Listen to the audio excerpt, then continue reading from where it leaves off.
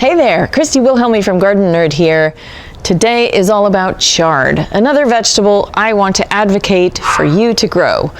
Why is chard so awesome? Let me tell you. Before I get into the many reasons why chard is such an awesome vegetable to grow, let me tell you a little bit about it.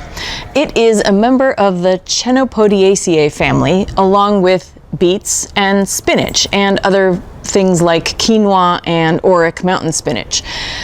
It is something that doesn't have too many diseases, to be honest, and it grows prolifically in the cool and into the warm season. Chard is also, I would call it a semi-perennial. It can live for up to 1.5 years. I know some people who've kept it going longer, but it is one of those factory vegetables that I love to grow in small spaces where you don't have a lot of space to dedicate to vegetables that are one and done.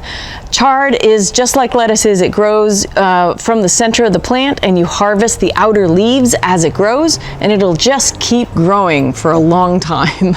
At some point, it will send up a flower stalk and bolt to seed, and that is probably when it's at its most beautiful.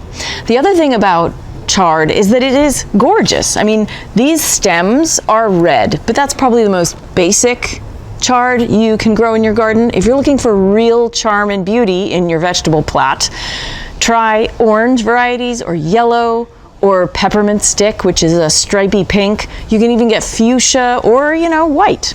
It comes in all kinds of colors. So duration, how long the plant lives, is one reason to grow chard in the garden, and color and beauty is another reason. Let's talk about a couple more. First of all, the seeds. The seeds themselves are interesting in that they kind of look like grape nuts, as you can see. Beet seeds look like this too, but spinach seeds do not. Both beet and chard seeds are what you would call a compound seed, meaning there's more than one seed in each cluster. So when you plant one cluster seed, one compound seed, you'll get more than one sprout. So it's economical in that way. You can either snip off any extras that grow or transplant those to a different space, so it's more bang for your buck. Another reason why chard is fun to grow and why I like it is because it tastes like its other family members. So the leaves taste like spinach and the stem tastes like beets. So if you don't like beets, like I don't like beets, you just strip the stems off and use that for something else.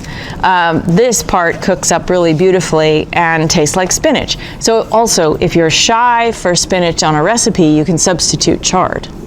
In terms of spacing, you can grow them very close together.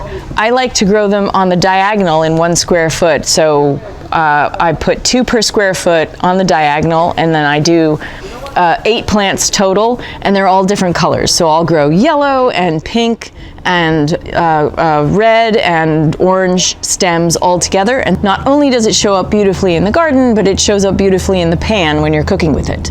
I find that the yellow chard is more resistant to aphids than the other color stems. I'm not sure why. I can't explain it, and that's not a scientific explanation, but in the years that I've grown chard, the last one standing is golden chard. And I love it because you can cut it down. If it does get full of aphids, you can pull off all the leaves except the new babies growing from the center and put down some worm castings, jet blast off those aphids every day for a week, and they will bounce back and keep growing. One caveat about growing chard: if you are growing anything in the Chenopodiaceae family in the soil, in your native soil, please do a heavy metals test first. Chenopodiaceae plants take up lead out of the soil. So if you know you have lead in your soil, don't grow beets, chard, or spinach there. Use those in a planter or an elevated raised bed so that you can avoid poisoning yourself.